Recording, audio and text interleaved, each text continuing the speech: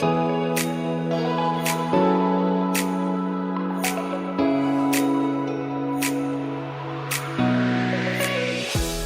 everyone. I'm Ann Louise Gittleman, First Lady of Nutrition for First Lady of Nutrition podcast.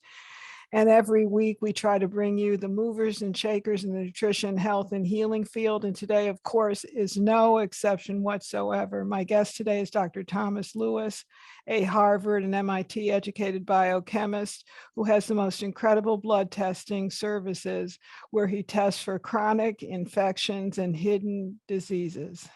Good day to you, Dr. Thomas Lewis. And what is the most important thing you're learning about chronic inflammation and hidden infections? Do we all have hidden infections? Yes, Ann Louise, we all have hidden infections. And I think the most cogent proof is when you die, you're no longer interacting with the environment, yet you start decomposing. Why? They're already there. And so what we measure very accurately is biomarkers that indicate your pre-existing burden of these things that are already there. And are we talking about virus? Are you talking about bacteria? Are you talking about parasites? Pray tell. I have a predisposition to parasites. I just read that people that have Alzheimer's have a high degree of toxoplasmosis antibodies in their blood. So what exactly are we looking at, my friend? Yes, toxoplasmosis antibodies, and that's an intracellular, a microscopic parasite. So we're looking at bacteria, viruses, parasites, and then even strings of protein that are even smaller than a virus that lead to a variety of autoimmune conditions from improperly digested foods. But in our body, there can be, and I don't want to gross anybody out. Gross them out. No, gross them out. All right, anything from, a string of protein up to a 30-inch worm and everything in between. I believe wrinkles are caused by organisms as we age and we have immunosenescence. Our immune system isn't working as well as it did in our younger years. So how do we know? I guess the big question for me is, how do we know we're harboring these hidden infections? Because they're hidden, sometimes they're dormant. How would we know? What is the way to uncover these?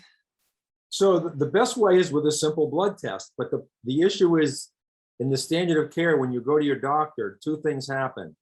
They run a very narrow set of biomarkers, and they interpret it from whether you're acutely sick or not. So you're either sick or you're not.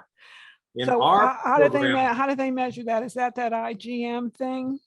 No, they don't even do that, Ann Louise. They're just measuring lipids, chemistry, and your A1C. So it's very basic. It's very basic. What we do is we measure enough markers to tell you where you are on the health disease continuum.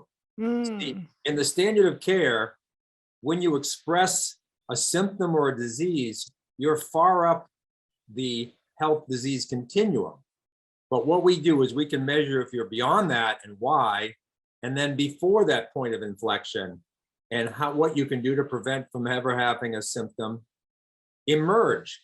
But I think the point is, no matter where you are on this health or health disease continuum, we have solutions for you. I'd love to show you some of the profoundly demented people with very advanced Alzheimer's that we have improved significantly. And what are you finding? So let's talk about Alzheimer's. I wrote about that in my latest book. What are you finding? Is there a predisposition towards heavy metals? Are you seeing the toxoplasmosis that two studies have identified? Are you seeing bacteria? Are you seeing mercury? What are you finding and how do you test? So you test with a simple blood test that looks at things from a different perspective. Right. So heavy metals is very popular in functional medicine, but I believe that's a small percentage of the contribution. It's the straw that breaks the camel's back. It's really, have you been compromised and become vulnerable? That's the most important test, actually. That is not even looking for infection. That's just looking for how robust your immune system response is, or how much bandwidth of your immune system is already tied up.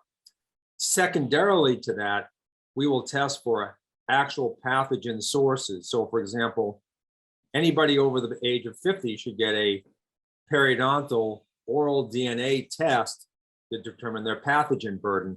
This is right from Charles Mayo, the founder of the Mayo Clinic, who spent the last half of his medical career investing cause and effect between periodontal disease and any number of conditions from heart disease, cancer, autoimmune disease, like diseases like rheumatoid arthritis, and so on and so forth. So, that's just incredible. But I mean, who does an oral DNA test?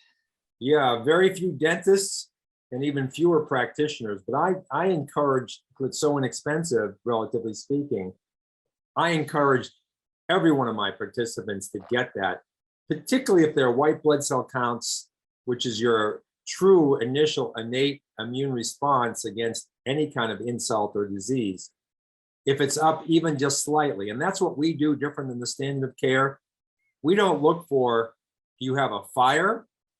We look for smoldering, because where there's smoke, there will, in physiology, eventually be a fire. And that's the health continuum, or the health disease continuum. So I measure white blood counts all the time in a CBC. I see low white blood counts. What is that indicative of?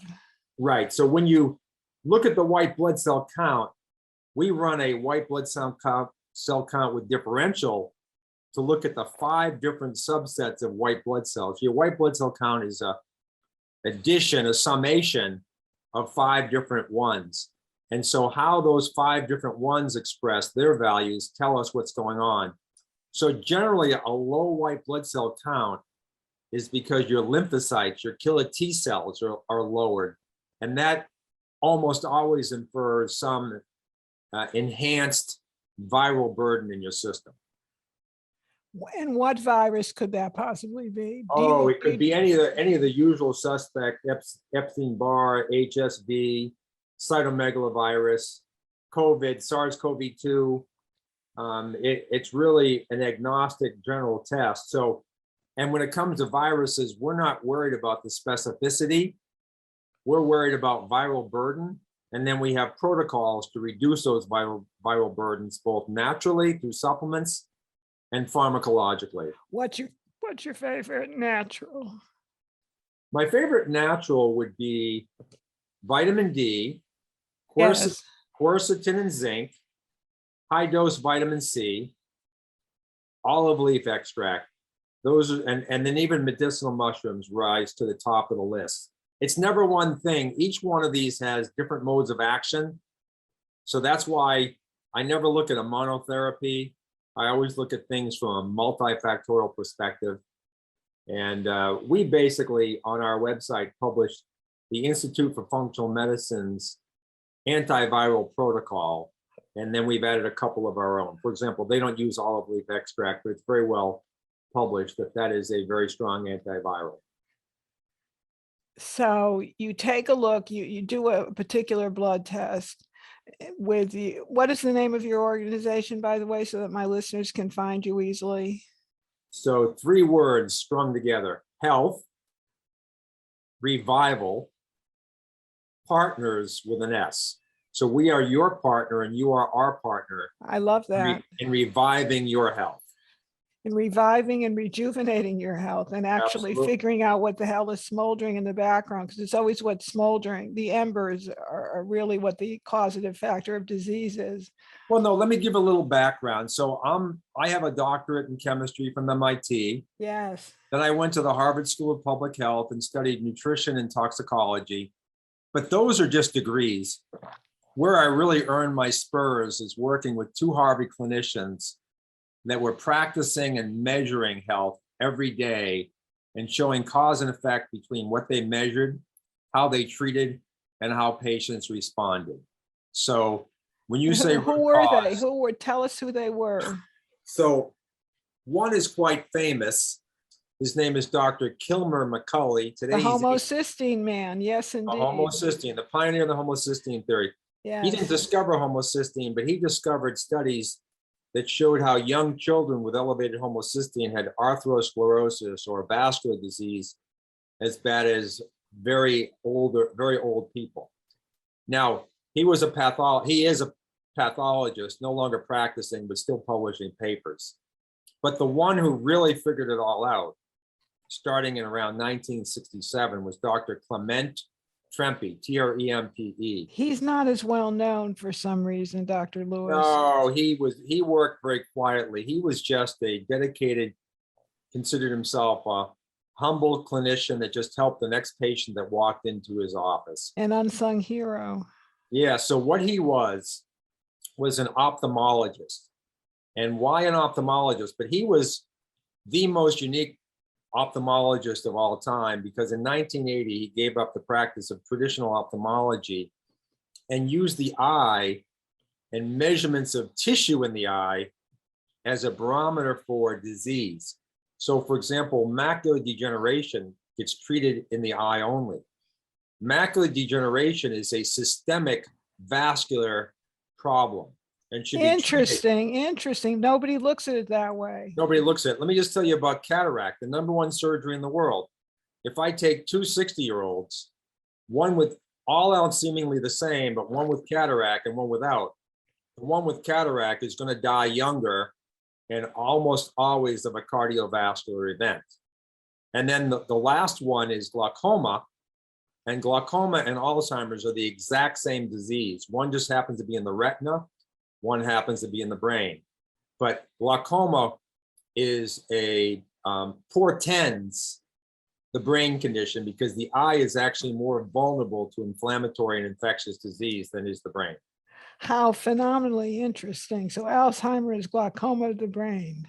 And that's published. You can go on Google and type in glaucoma and Alzheimer's, and you'll find papers that very few layperson papers, but medical research papers that explains what's called the etiology or the causation or process of the disease, and they completely overlap. So what else do you look at? You look at the 5 different types of white blood cells. What do the eosinophils tell you? Eosinophil is a good question. That really is titrated to traditional parasitic infections. Do you see a lot of parasites, by the way, Dr. Lewis? I wrote a book about it many moons ago. Dietrich Klinghardt writes a lot about parasites. Yes. In my world, the preponderance of disease-causing species are bacterial in nature. Second will be viruses, and then third will be parasites. But I met with Mark Laponis with a bunch of other doctors. Now, Mark Laponis at the time was the chief medical officer of Canyon Ranch. And way back when, Dr. Mark Hyman, the face of functional medicine, and Mark Laponis were partners. And we said, what would we do for ourselves to assure a good, healthy longevity? And we all agreed that periodically, it might be every 5 years or more with testing, a parasitic cleanse, a viral cleanse, and a chronic infection treatment. Wow. Those are the 3 things that we consider that most contribute to chronic diseases and chronic inflammation.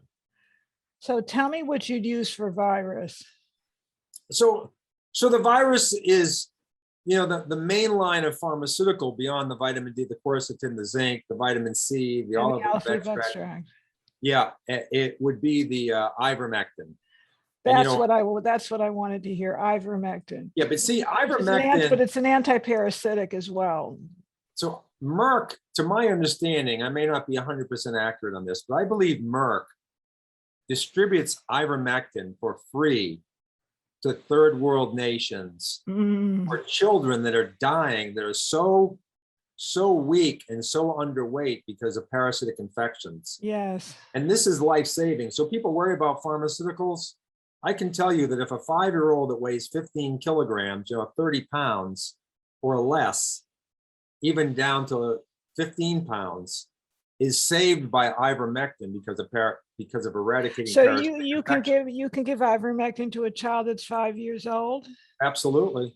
Wow. Now the dose, there's a very well documented, well studied dose regimen based on weight. So you certainly would not give a 180-pound man and a 20-pound 4-year-old the same dose of ivermectin, but that's all well published. You can find it in almost any dosing schedule on any website that talks to like drugs.com or things of that nature.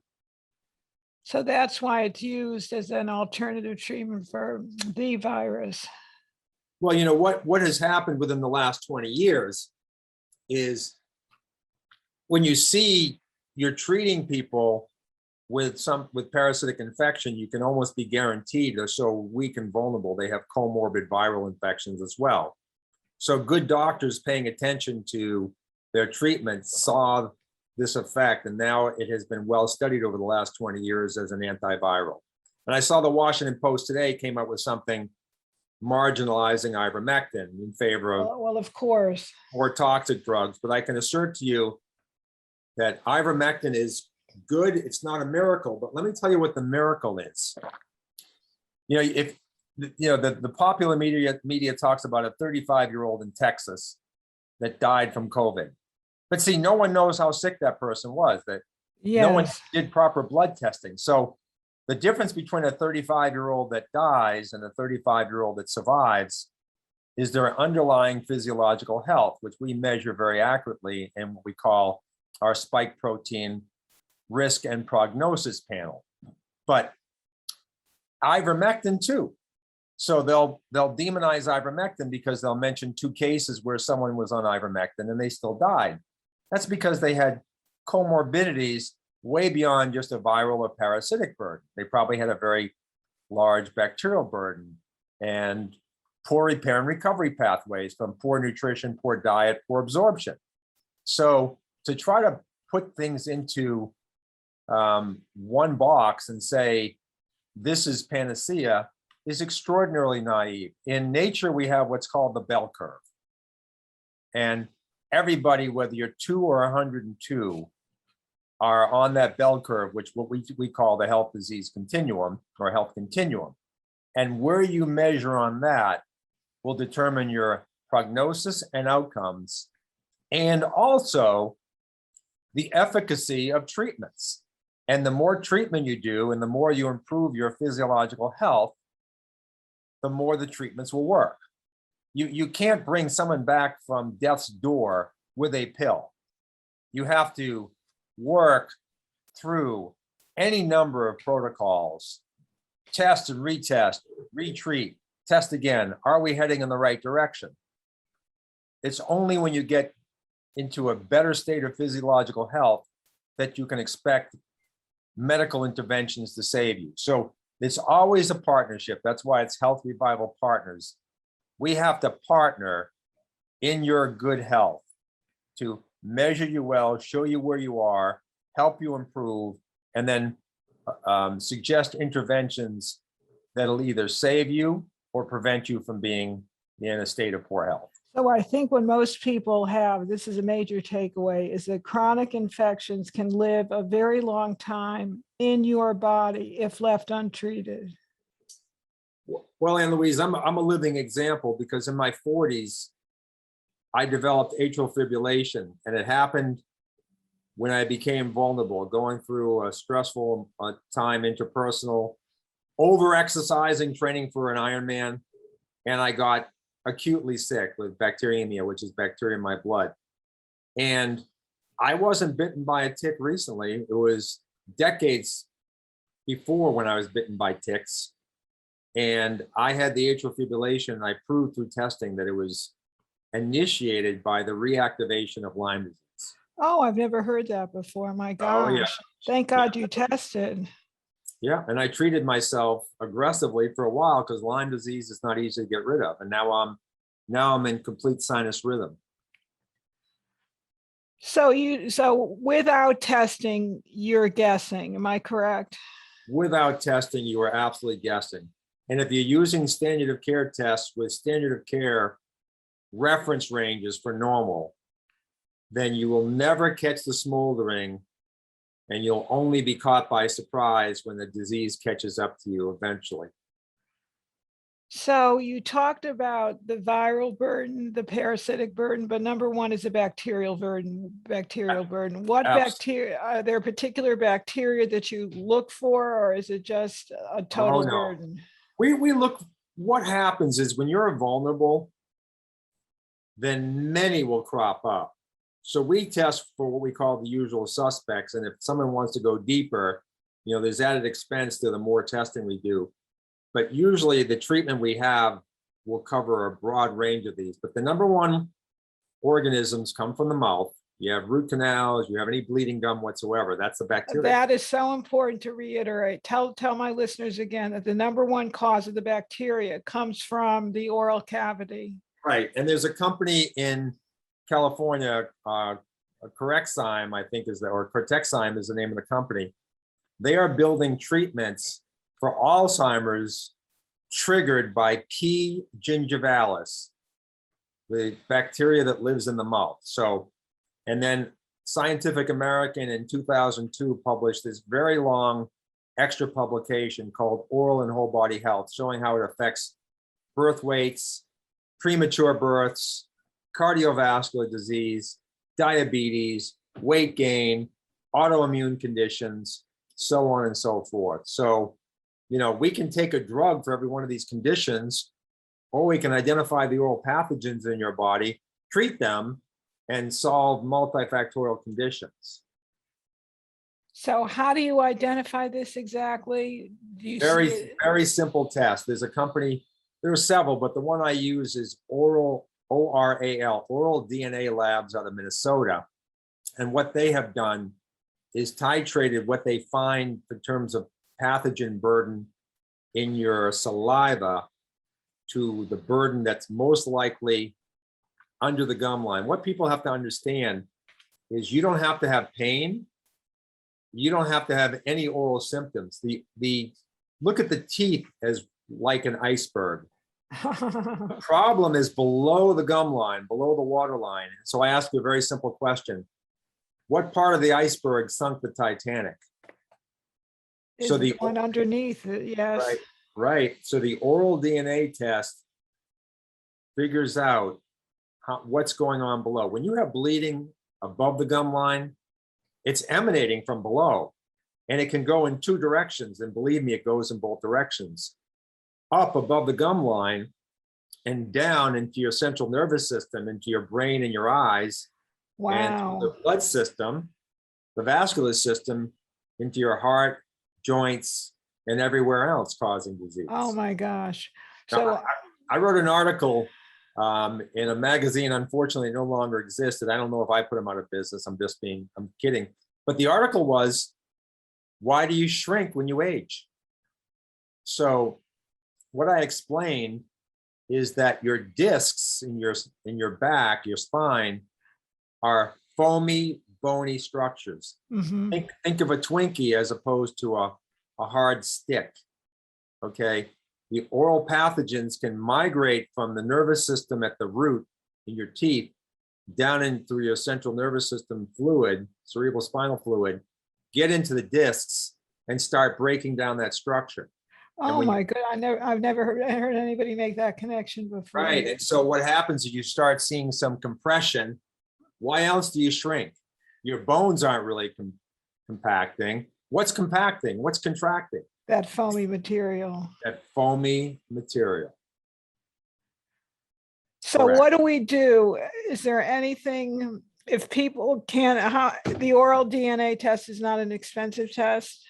No, not at all. So, what do we do as a preventative? Is hydrogen peroxide healthy? Is Listerine the answer? So you got to be, the frontline critical care doctors suggest that, but I don't. On my website, I have 4 blogs titled Focal Infection. So you can look, if you go to healthrevivalpartners.com, and on my blog, you press the little magnifying glass and put in the word focal. And the 3rd blog I wrote is an oral health program. And let me give you how basic it can be.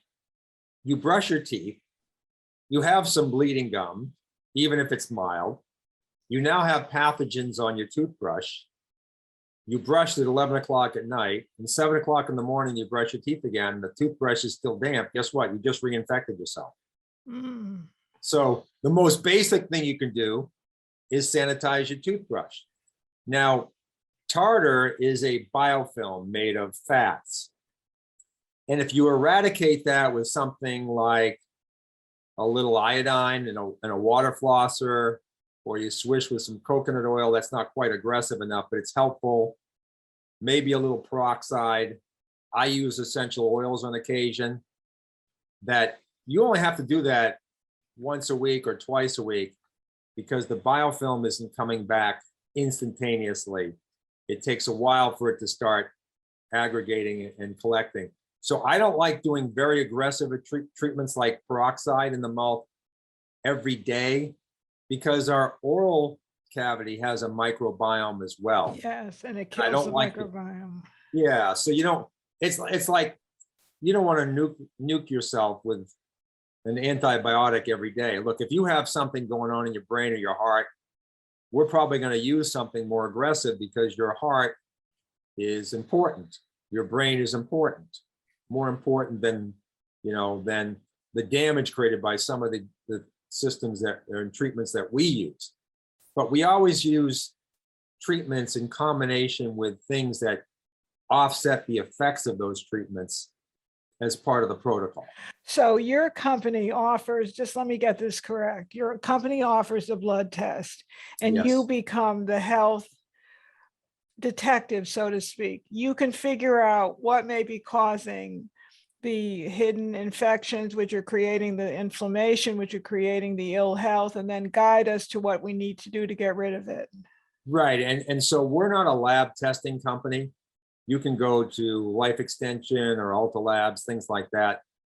We sell very economical packages, which include the very robust panels of blood testing labs, a risk assessment report, our own color-coded report, so you can really understand your health compared to the nonsense reports you get from LabCorp and Quest, which are very difficult to interpret. We give you a single number score for both, so you know where you are on the continuum, so you can measure your progress. And they always come with a consult, so you're not on your own in terms of interpreting them, because proper interpretation of chronic risk, which is 90% of the problem, is an art and science that we've developed over decades. So if you, like I said, if you're just interested in labs, go to Life Extension, go to Ultra Labs, order the lab. But ours all come with at least an initial consult, and then we have packages with either coaches or myself or functional docs for ongoing care if you're not really making progress. A lot of people come to me, they go through the 1 hour consult, they got their labs, a risk assessment, we give them an initial plan, and they'll go away for 6 months and then come back and test. And if their labs improve, then they're very happy. They keep going the way they're going. If they don't, they generally hire us for more contiguous care. So how do you figure out, other than the oral DNA, that the problem is coming from the mouth? What about the root canal teeth? Well, I've seen enough oral DNA tests to know that you do not have to have root canals to see a high oral pathogen burden. However, I've very rarely seen someone with even one root canal not have a high oral burden. And we have one lady, that was a great testimonial for us recently, that just had one root canal taken care of. And she is in her mid 60s, and her hair color darkened, and her energy improved, and her balance improved. One root canal. Unbelievable. What about missing teeth? So they can create cavitations. Like I said, anybody over the age of 50, if you want a test that profoundly measures your bacterial burden and potential for disease or explain your causation, then you want to take the oral test, and it gives an initial treatment plan. But I also have on my team Dr. Patty Berube, who's a periodontist, functional periodontist out of the Dallas, Texas area, that does consults to help people understand what the treatment plan could look like, because dental work can be very expensive. So for short dollars, you can buy an insurance policy with me, essentially, of talking to Dr. Berube and getting a good sense of what your options are, because it may not be simple. There's aesthetics, there's structure, there's the pathogen burden. Yes. It's a Multifactorial personal decision. But And Louise, I want to talk about other pathogens that are underdetected. And you mentioned toxoplasma, Yes.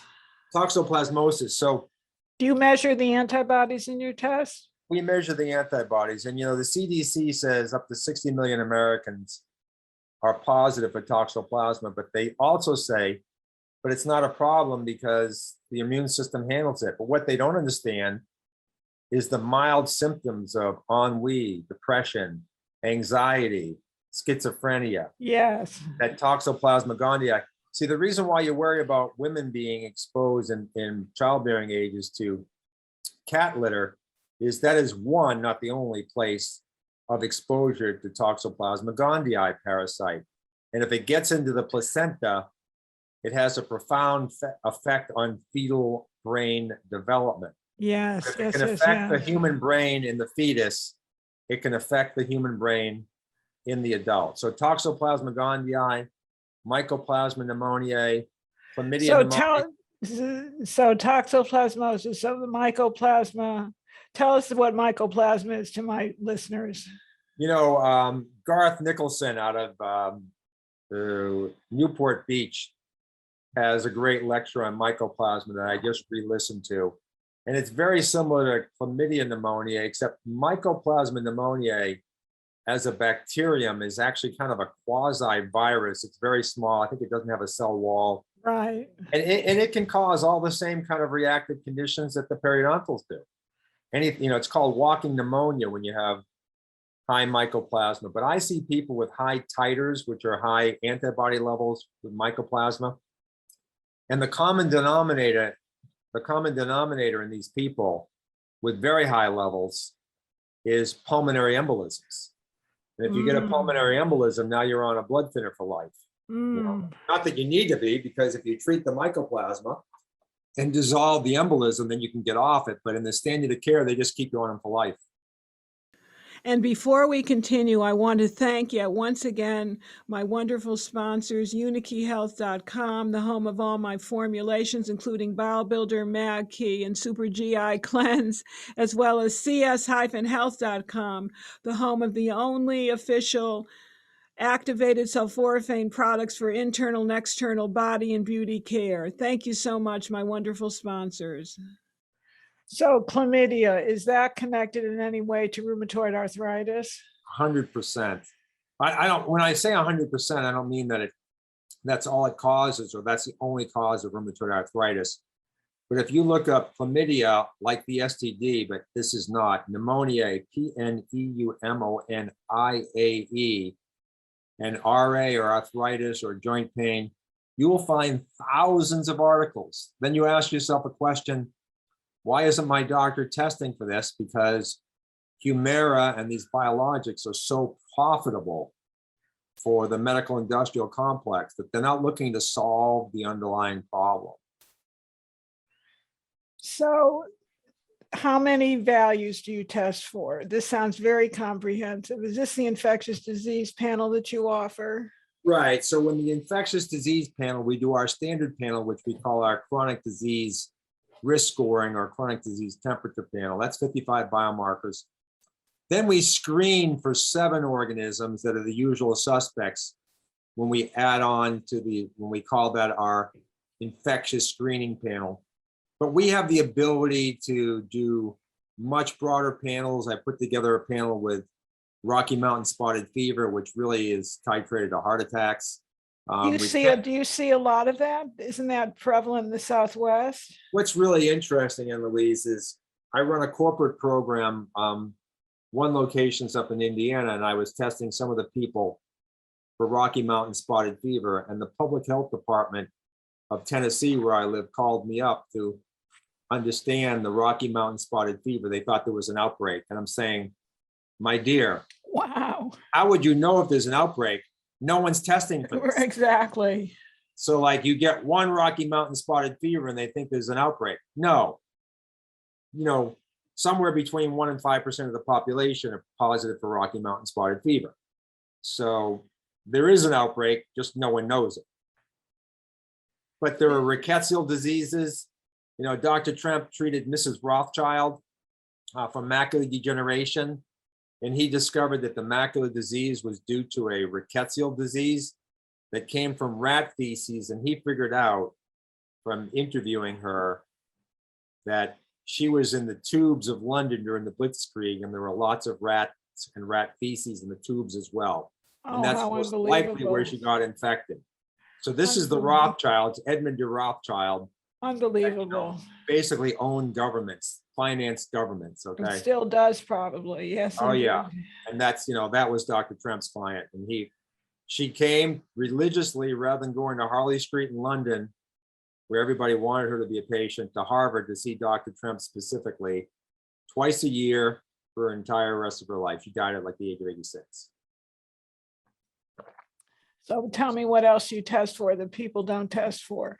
It's not just that you test for these different things, but you have a different realm of what's healthy and not healthy. It's not just the regular lab values. Right. So the lab reference ranges or intervals are tied to to acute disease.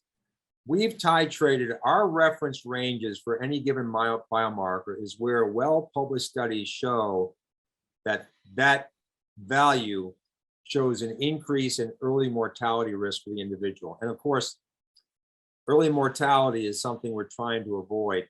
And the longer you live, it's well published, the longer you live healthy. If you're going to die at 80, you're sick at 60. Okay. And but if you're going to live to 100, you're still healthy at 85. Interesting. So it's called, and that's published in the National Geographic, a really good study from 2013. So, when you die at 100, you fall off a cliff. When you die at 80, you're mainly, you're sliding down a slippery slope. Yeah. So the other infectious things we look at, rickettsial diseases, is called the febrile panel. But one of the things I look at is your Helicobacter pylori, H. pylori. Now I test that on anybody I can. It's not an expensive test. And Quest no longer does a blood test for it. And I think they've made a big mistake because the Nobel Prize in Medicine 2005 were two considered outrageously crazy Australian pathologists that said back in the 1970s that Helicobacter pylori causes stomach ulcers, and everybody thought they were fools, and they win the Nobel Prize. I love that story. Right, and that's what's the name of the guy up in Waterloo University explained, how we don't accept things, and then all of a sudden we accept them as obvious and pretend we always accepted them. But long story. But anyway, Paul Thagard, interesting character. But anyway, with Helicobacter pylori, if it causes stomach ulcers, ulcerations in the lining of the gut, it's in the blood. I test for H. pylori in the blood, not in the stool or the breath. I test it for the blood. It's much more sensitive. And what I've discovered is well below what's considered a normal value in the traditional reference ranges. Helicobacter pylori can disrupt stomach acid because it produces ammonia. That's how traditional doctors will test for it, an ammonia breath test. Yes. Ammonia is a base which neutralizes your stomach acid, which then affects the integrity of your microbiome. Acid and microbiome determine how well you digest, and you are not what you eat, you are what you absorb. Yes, indeed. So if you're not digesting well, you will not absorb well. Therefore, you will deteriorate more quickly into chronic disease. So how prevalent is this? Helicobacter pylori, everybody has a little. So none of my tests are negative. Everybody has a little. It's just a question of knowing where you are on the Helicobacter pylori disease-causing continuum. And the numbers may not mean anything unless you're doing a lab cord test or someone that's doing nanograms per milliliter blood evaluation, but it's somewhere around, I think it's 0.25 nanograms per milliliter of the antibody is potentially. Now it's different for everybody. If your gut's really healthy, 0.25 is probably not a big deal for you. But if you already have reflux and diarrhea and constipation, then a little H. pylori is bad. Let me give you an example that people may understand. If you're a severe diabetic, a little sugar will make your sugars oscillate crazy. across a wide range. But if you're perfectly insulin sensitive, non-diabetic, a little sugar doesn't affect your blood sugars. Same with your gut. A little H. pylori in a messed up gut will have major ramifications on digestion and gut symptoms. Whereas if your gut's healthy, a little H. pylori is probably completely under control by the beneficial organisms down there. What do you do to treat it, Dr. Lewis? I know it is becoming increasingly common. You don't use antibiotics. What would you use? So if someone is really on the far end of the spectrum and having a hard time getting their gut back, absorption is so important that antibiotics would be used in those cases, because really you worry about the antibiotics destroying the gut flora, but you don't have any if your digestion's that bad. But let's digress, because I almost never go there. We start off with a probiotic seeding rotation program, and the word seeding is very important.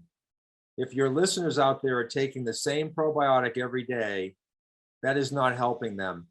They're increasing the number of organisms in terms of, but not the species variety. not the species or the quality.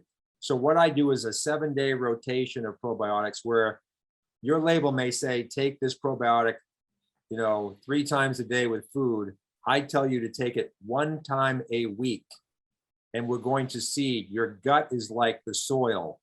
We don't plant a sequoia, we put seeds in there to grow them. And I do the same in your body.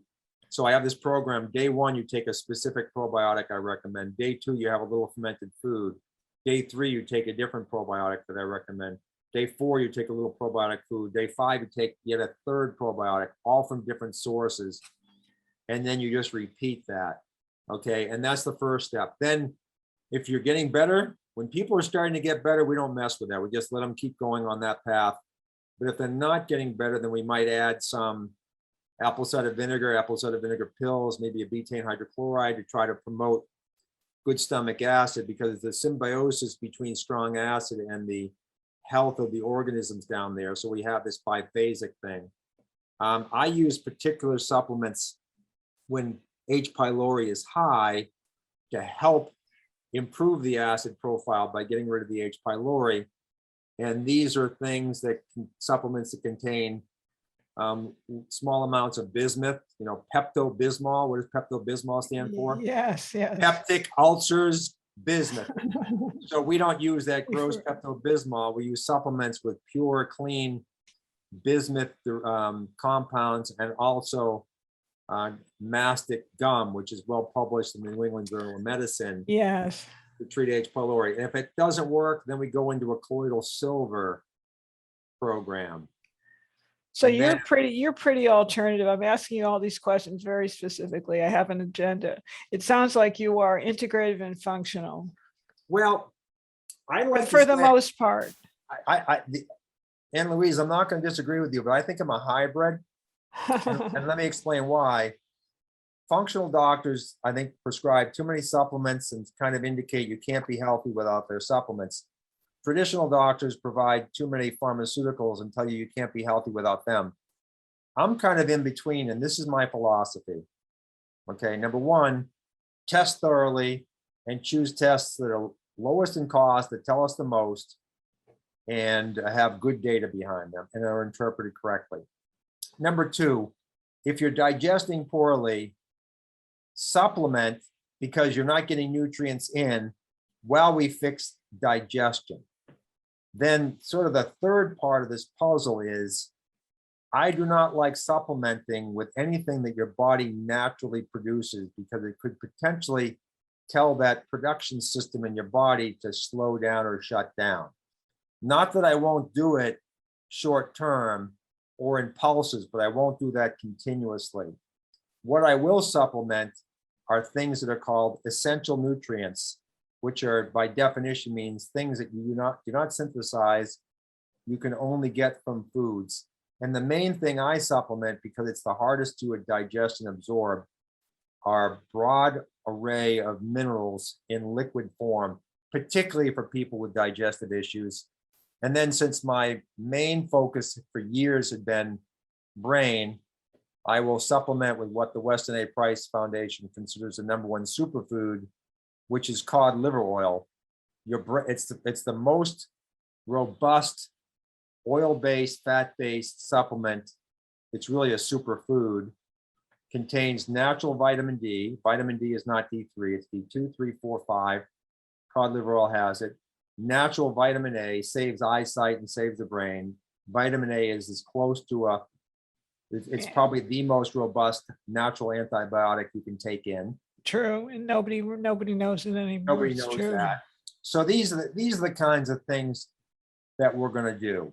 And of course, if we suspect parasites, you're going to get a little ivermectin, or you don't have to do ivermectin. There are herbal blends that have some anti-parasitic efficacy. And if you're making headway symptomatically and through physiology, then we just follow you along that way. And if you hit a plateau, then maybe we need to change the protocol a little bit or add something to the protocol. So do you work with medical doctors if somebody does need an antibiotic? Oh yeah, I have many medical doctors in my orb and on my team. But let me go back to the supplements, for example. When you are in balance and absorbing well and eating well, in my humble opinion, you don't need supplements. And so I practice what I preach. I don't take supplements. I take cod liver oil occasionally. I'll take some glutamine for muscle building because I'm very physically active. I don't take a lot of vitamin C. I eat peppers and fruit. Once again, I'm active, so the fructose doesn't really throw my sugars out. My fasting insulin's below 2. Things of that nature. If I feel like I'm getting sick, I can tell usually if I have a cold coming on, and I'll do the antiviral protocol. I'll take the quercetin, zinc, high dose vitamin C. I don't take vitamin D till I get out in the sun. You know, I'm in Tennessee and I'm fair skinned and I get a lot of sun. So but people out of balance need them. People with poor digestion need them. And you can determine that by the blood test. Absolutely. Blood tests and also the interview, because understanding the person and relating it to the testing is, both pieces are extremely important. I don't want to pretend, I don't want to be a scientist that just looks at numbers, doesn't look at the person, just looks at the screen and says, my analytics say you should do X, Y, Z. No, you got to listen to the person. You got to hear their story. I ask everybody their health story, their health history. I want to know you, what makes you tick, what makes you back away. You know, getting people to do things is the most important part of what I do, not what I do. Getting them committed to do things. And you only can do that through relationship building. Can you tell us in our remaining moments the most surprising case histories that you've run across where your test has been life-saving? Well, you know, I think I'll mention Roger. He was a natural guy. Raised bees, had his own honey. The only problem is he was 50 pounds overweight and his hands were so riddled with rheumatoid arthritis and so puffy as a machinist, he had to go on disability. He could not bend his fingers. He took pictures because we were working remotely with him. 6 months later, he had lost 25 pounds. His sexual vigor had increased and his hands, I have pictures of it on our testimonial page. His hands, except for a little teeny swelling and some knuckles from residual scar tissue, were completely normal. We had the exact same situation with a lady with psoriasis. Her hands and heels were so blistered and cut that she hadn't washed her hands without pain for a year. And of course, she had 3 dermatologists and, you know, infrared light therapy, and they're all treating her topically. We treated her from within. And that magic number of 5 months, she sent me a I remember I was driving home from Nashville to Knoxville, and I get this text from Sandy, and it's a picture of her hands. And, you know, I don't like to create expectations that were unrealistic. But when I saw those hands, I almost couldn't believe it myself. They were so fantastic. And then the case I'm most proud of right now, and we're not out of the woods yet, is a lady who's 68. And when I first met her on telehealth, her husband's a very intelligent engineer, retired, taking care of her. She was sleeping 20 hours a day, and the other 4 hours she was slumped over in her wheelchair. And the most you'd hear from her is this morbid, loud moan. Now, in the last 2 months, I've been working with her for a year. In the last 2 months, she's gone from 92 pounds to 103 pounds. When you're losing weight, you're dying. She has gained 14, 15 pounds back. She is speaking contextually. And when she gets assistance walking, even within the last 2 weeks, this is breaking news.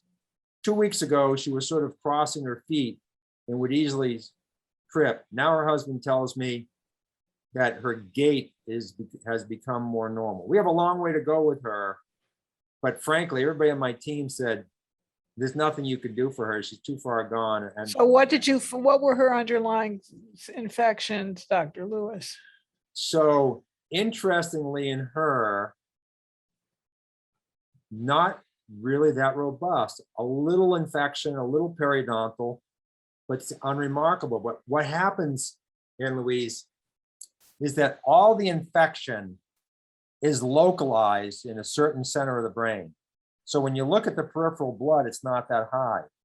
And what I'm really doing with her is I'm not so much treating the infection as I'm treating the chronic inflammation that has manifested over a half dozen to a dozen years in her brain. And we're just slowly, the brain, think about brain trauma. You bang your head and then 20 years later, you're still not with it. But the insult's long gone, but the inflammation persists. And that's a big missing piece in treating brain problems. And I fight hard to keep people on the program of an anti-inflammatory process. And the anti-inflammatories I use penetrate the blood-brain barrier because the brain is fat. So therefore, the treatments I use are lipo, fat, philic, loving. What are they? Can you share that with us in our remaining moment or two? Well, or do we keep that a secret? Well, I don't want to keep it a secret, but I don't want to mention. So cod liver oil, keto diet, but not a keto diet without counseling to keep your mineral nutrients very, very high. Yes. Mineral supplementation. And then I use anti-inflammatory pharmaceuticals, but not biologics. Don't get me wrong.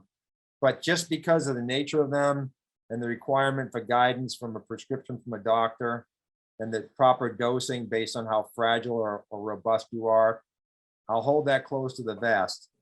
But I can tell you they're widely available, well documented, legacy, been around forever, so they have great safety profiles.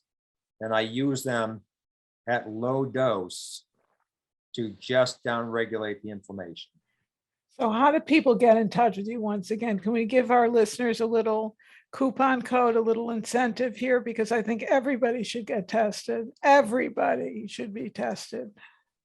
Well, Anne Louise, we run healthrevivalpartners.com.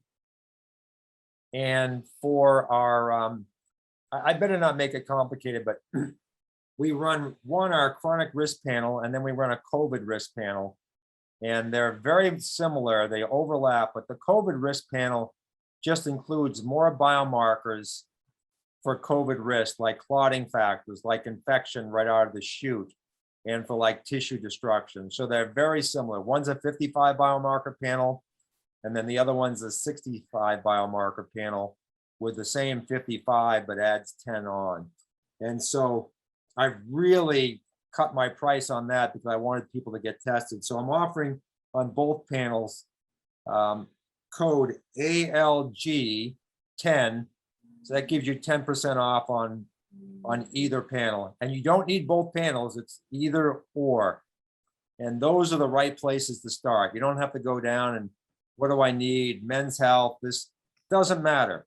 Your body responds to insults in certain ways. That's what we measure. What's next for Dr. Thomas Lewis? You want to heal the country, obviously. You know, I'm looking to get more practitioners. I'm looking to get on health plans, and I'm looking to more widely distribute it to single payer systems. And if it's not in the United States, it'll be in Korea, Singapore, Thailand, wherever people are anxious for better health. Tell us where people can find some of your written works, Dr. Lewis. So on my website, healthrevivalpartners.com, there's a link to go to the 3 books I've written. I'd write more, but I'm spending too much time reading literature, not writing books. And then for your listeners, Ann Louise, if you go to my website, healthrevivalpartners.com, and put a /books, BOOKS, that brings you to a site that has a lot of my published works, including my books. Thank you for all your time and all the wonderful work that you're doing. I had heard about you from a doctor friend of mine, and I have gotten the test, ladies and gentlemen, so I'm going to report to you all of my findings. And I think this is something that everybody should be doing. I think that your health, your life, the quality of your life depends upon it. Wouldn't you agree? I mean, you're somewhere on the health disease continuum. Let's find out where you are. And the more you're headed to the wrong side, let's get you on the right side. And you know, that health disease continuum is really an early mortality scale. So everybody wants to be as low on that continuum as possible. And that's what we endeavor to help you do. From your lips to God's ears. Thank you once again, Dr. Lewis. And I want to thank all of my listeners for listening yet once again to First Lady of Nutrition podcast. Join me next week, but be safe, be healthy, be happy. Lots of love and shalom.